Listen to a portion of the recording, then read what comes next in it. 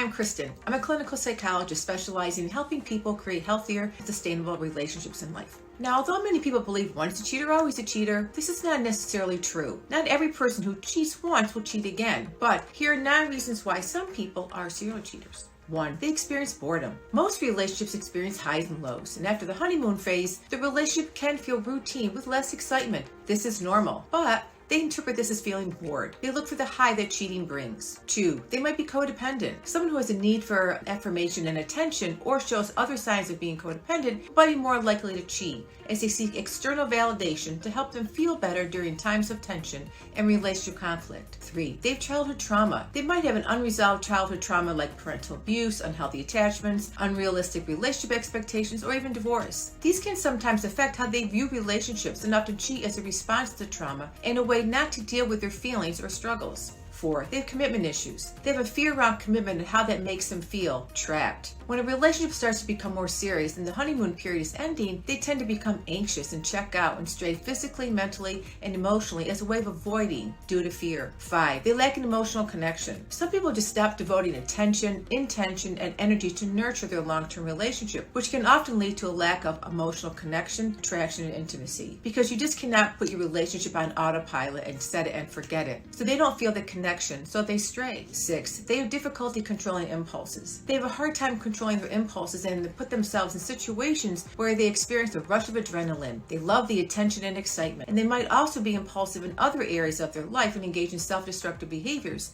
such as thrill-seeking adventure, shoplifting, and substance abuse. 7. They have intimacy issues. They have a fear of intimacy, vulnerability, and fear of rejection. Now, some of them might be able to have sex, but the vulnerability and openness and closeness that comes with being truly intimate is uncomfortable for them, so they avoid it. For some, it's just easier to go out and have sex with strangers without the intimacy. 8. They lack sexual connection. They might become comfortable, busy, lazy, or put it on autopilot again. Once couples learn what turns their partner on, it's easy to get complacent. But sex takes motivation and initiative. People and desires change over time, so it's important that you continue communicating and exploring this with your partner instead of straying. And 9. They have a strong sex drive. Their sex drive is stronger than their partner's, and they may feel entitled to cheat because they feel their sexual needs are not being met. In more extreme cases, this can be a symptom of sex addiction, which can pose a serious problem that needs to be addressed sooner rather than later. Wondering if you should break up? That's a personal decision. However, each time a person experiences another infidelity, it triggers a trauma response. If you find your relationship is toxic or especially abusive, you should really think about what's in your best interests, and I hope that helps.